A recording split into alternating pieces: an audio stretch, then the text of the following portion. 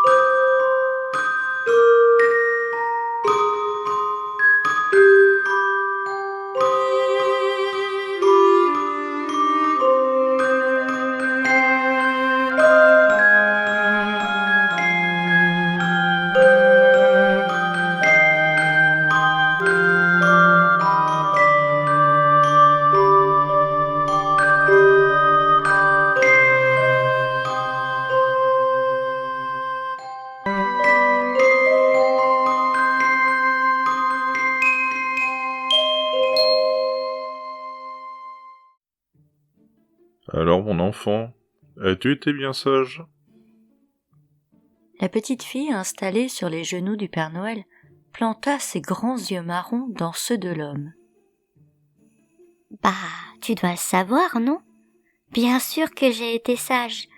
Je le suis toujours. Et puis maman dit tout le temps que quand je suis pas sage, c'est la faute des autres.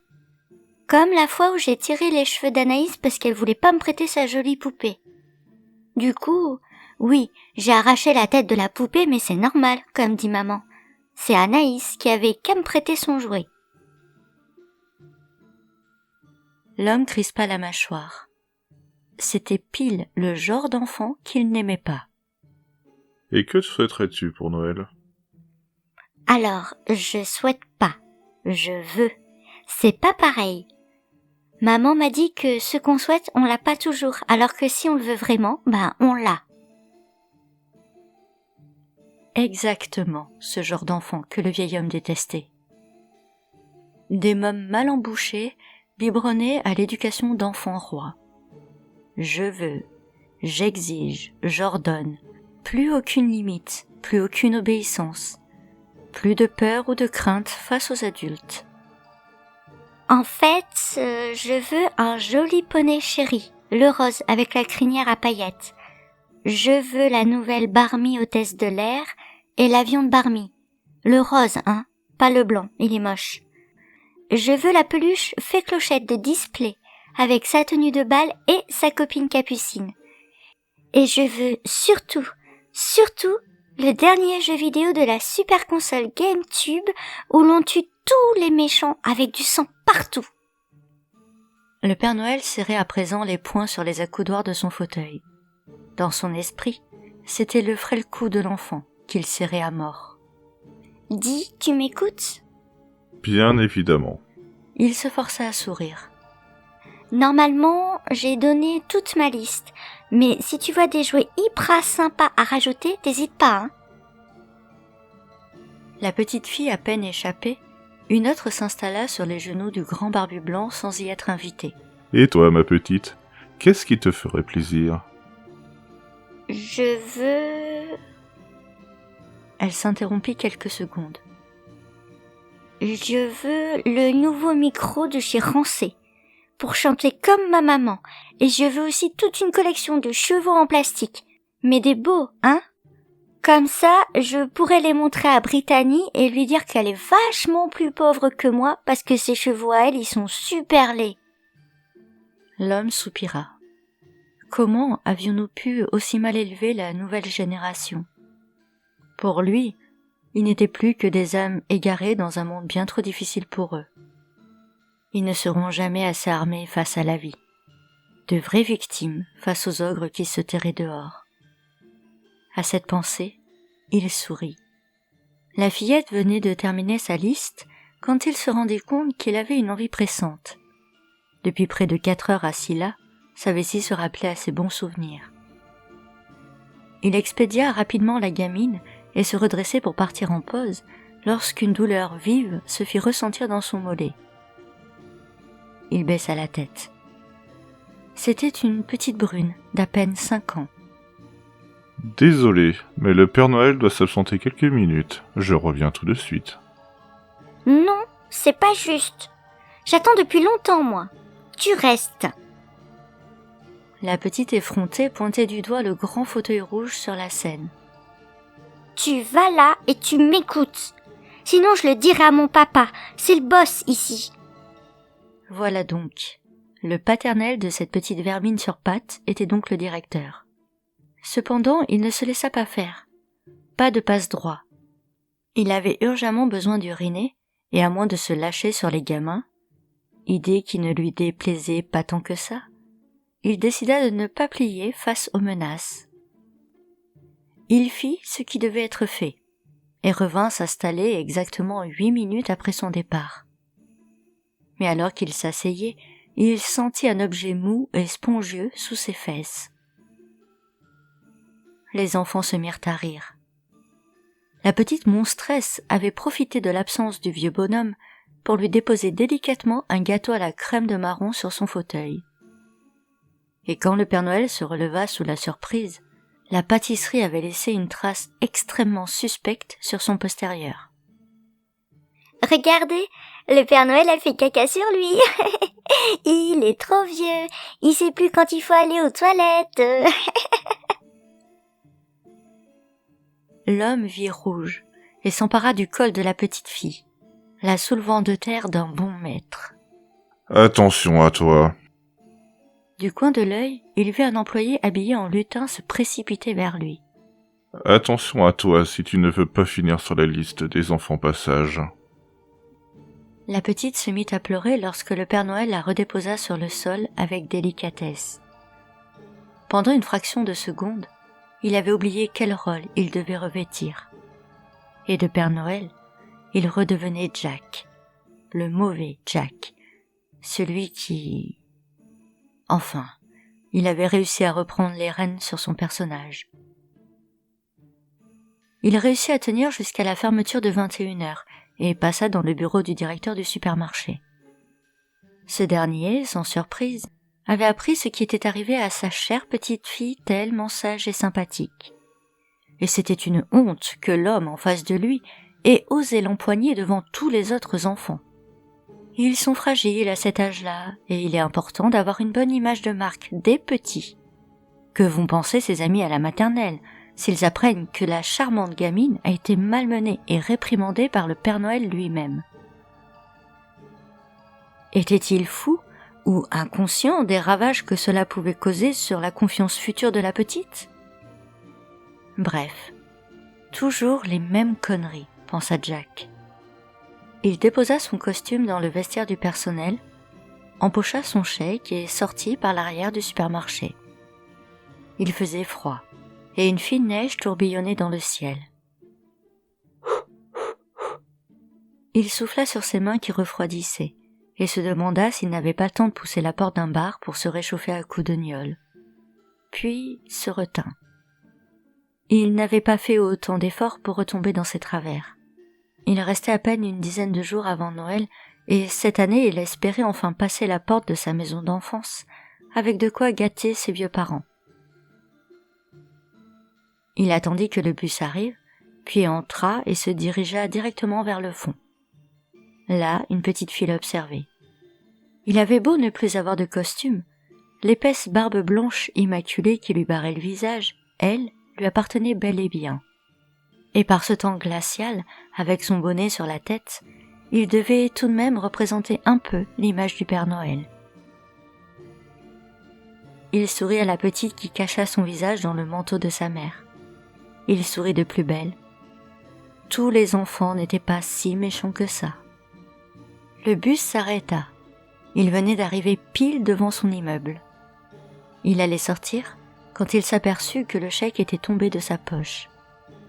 Il fit demi-tour jusqu'à sa place et vit, avec une colère sourde dans les entrailles, la petite fille d'avant le déchirait juste devant lui.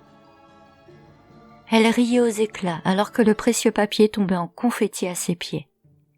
La mère, molle et incapable d'élever correctement son enfant, gardait les yeux vissés sur son portable au lieu de faire taire sa progéniture. Il se sentit basculer dans la folie et lança une main puissante sur la joue de la môme malpolie. La mère sursauta et hurla au grand Dieu qu'un homme tentait de leur ôter la vie. Il pesta et cria à son tour, expliquant que c'était la gamine qui avait cherché ça, qu'elle avait déchiré le peu d'argent qu'il avait gagné dans le mois, que par sa faute, il ne pourrait pas faire Noël cette année. Mais personne ne fit attention. Il fut jeté hors du bus par le chauffeur et 2 gros balaises venus en renfort. Puis, le cul dans la neige, il ne put que regarder tristement le véhicule repartir, le laissant là à son triste sort. Il ouvrit la porte du hall, puis de son appartement. Un trou à rat. Pire même, un rat n'aurait jamais l'audace de vivre là. Il ouvrit le frigo et trouva un peu de lait au fond de la bouteille et le but d'un trait.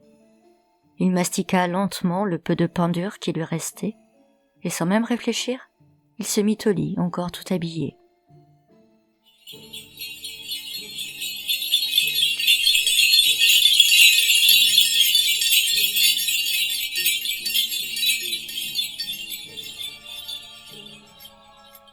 Durant la nuit, il fut éveillé par le bruit d'une drôle de sérénade, des grelots identiques à ceux du Père Noël, et quand il ouvrit les yeux, il découvrait le costume de ce dernier, délicatement posé sur la chaise à côté de l'entrée.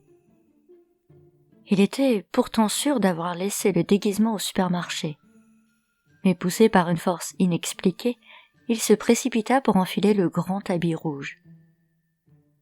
Il se regarda dans le miroir et se mit à rire. Il se trouvait beau, et il eut une idée. Ce soir, il allait retourner en ville, habiller ainsi et faire tinter une clochette pour faire la manche. Après tout, personne n'oserait refuser une pièce ou deux au Père Noël, n'est-ce pas? Toute la journée, il resta enfermé dans son antre et découpa, colla, coloria une grande pancarte. Le Père Noël récolte de l'argent pour les pauvres. Ce n'était pas très honnête, mais il ne mentait qu'à moitié. Il récoltait surtout de l'argent pour un pauvre, lui-même. Il rit à cette bonne blague et se mit en route. Depuis la veille, il était blacklisté dans tous les bus de la ville et ne pouvait plus les utiliser sous peine d'être expulsé sur le chemin. Il préféra donc marcher plus de 20 minutes pour arriver à la grande place. Là, il s'installa avec sa pancarte et commença à secouer la clochette de Noël. Oh oh oh! Joyeux Noël! Les gens déambulaient avec des cadeaux plein les mains et le sourire aux lèvres.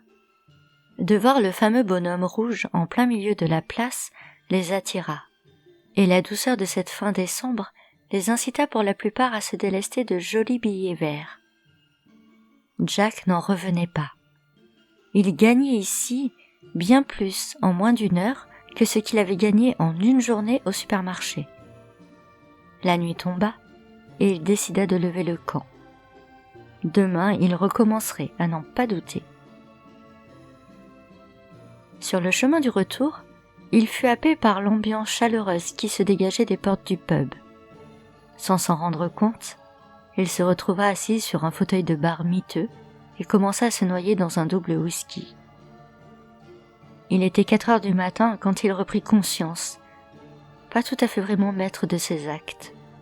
Il fut projeté contre le rebord froid du trottoir par les puissantes mains du patron du bistrot. La douleur du contact du sol contre ses dents le dessoula tout à fait, et il essaya tant bien que mal de retrouver la direction de son appartement. Il faisait nuit noire à présent, et le froid lui mordait les chairs. Alors qu'il arrivait enfin à sa porte, il entendit un brouhaha du tonnerre dans l'appartement du voisin.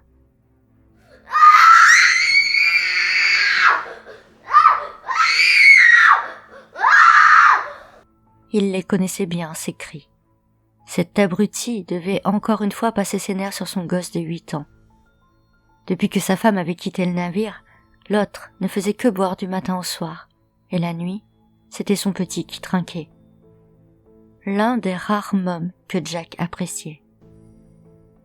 Cette fois encore, Jack se coucha sur son lit, dans l'habit du Père Noël, et ronfla aussitôt à faire trembler les murs. Lorsqu'il émergea de nouveau, il était déjà 17 heures, et il s'empressa de prendre la route à pied, direction la grande place. Cette fois, il se promit de ne plus boire. Promesse qu'il s'était fait maintes fois et maintes fois non tenue. Mais malgré la clochette, la pancarte, le costume, les billets se firent rares. Les passants s'approchaient pour mieux reculer la main sur le nez. Les effluves de l'alcool l'avaient suivi ici avec sa gueule de bois. Il se fit une raison, et au bout de 2 heures remballa ses affaires pour retourner chez lui. Il calcula de tête l'argent qui lui restait d'hier et le peu récolté aujourd'hui. Juste de quoi offrir un petit quelque chose à ses vieux. C'était déjà ça.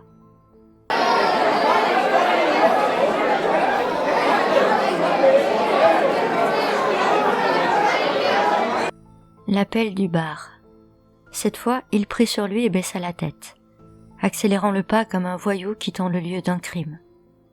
Il essaya de penser à autre chose qu'à son envie de torboyau, à sa faim qui lui tirait l'estomac, à ses brûlures au foie qui lui bouffaient la vie. Pardon. Il entra en contact avec une gamine de 7 ans, qu'il n'avait pas vue lorsqu'il tournait sur le trottoir. « Oh, Père Noël !» Elle se précipitait dans sa direction mais stoppa net. « Oh, tu pues !» Jack tenta un sourire, mais la petite renchérit. « Tu pues et t'es moche, Burk !» Jack sentit quelque chose se briser à l'intérieur de lui. Jack l'affreux, Jack le méchant, Jack le monstre. Il saisit la petite fille et la plaqua contre le mur. Puis, muet par une folie meurtrière, il lui balança de nombreuses claques, toutes plus violentes les unes que les autres. Il ne cessa que lorsqu'il entendit une femme hurler de terreur dans la rue, mais il était trop tard pour la petite. Son visage n'était plus qu'une bougie difforme. Il aperçut la lumière des gyrophares et se mit à courir, entrant sans même y penser dans un petit supermarché. Là, de nombreux enfants attendaient leur tour pour la photo du Père Noël. Il remonta l'allée en espérant se cacher des autorités, mais une dizaine de marmots l'entoura aussitôt. Il voyait encore rouge et il se mit à distribuer de grandes claques aux plus vieux. Les plus jeunes étaient carrément soulevés de terre avant d'atterrir près d'1 mètre plus loin, brutalement sur le sol. Des craquements d'os et de têtes éclatées comme autant d'impacts de balles avec l'écho des lieux. Il y eut un mouvement de foule et des vrais tirs. Quand le calme fut revenu, les policiers entouraient le corps d'un Père Noël, baignant dans une mare aussi rouge que son costume. Des enfants pleuraient, traumatisés, des parents tremblaient de peur. Personne ne prit garde au vieux bonhomme en rouge qui se penchait au loin vers la boîte à dons. Personne ne le vit empocher les pièces et les billets.